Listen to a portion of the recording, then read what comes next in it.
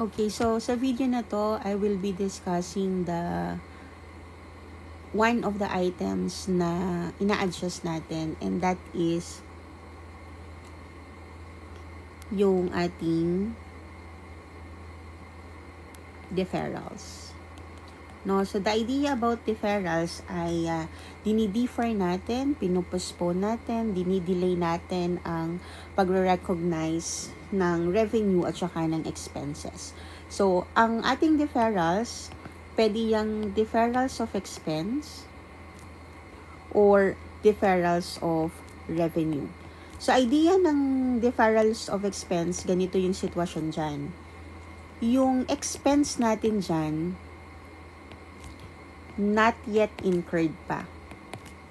Meaning, hindi pa nagagamit, hindi pa na-utilize, hindi pa nako-consume, but it is already paid. So, ibig sabihin, nagkaroon tayo ng advance payment ng ating expenses. Hindi pa man natin nagagamit, pero binayaran na natin.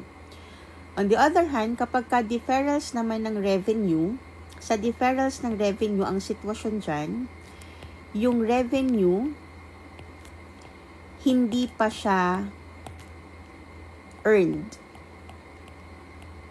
Okay? So, meaning, kapag hindi pa earned, posibleng hindi pa natin na-deliver yung product, hindi pa natin na-render yung service.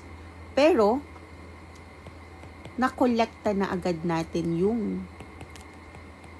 bayad coming from the customer. Okay? So, basically, kapag ka-deferrals yung ating tinitingnan, ang deferrals ay merong money involved. Okay?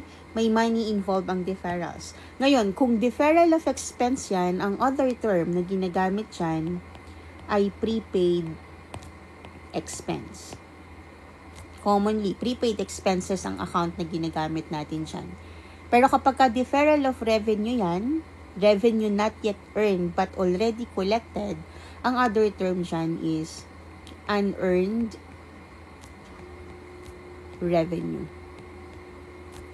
Okay? In terms of elements in the financial statement, ang prepaid expense natin is an asset while the unearned revenue is a liability.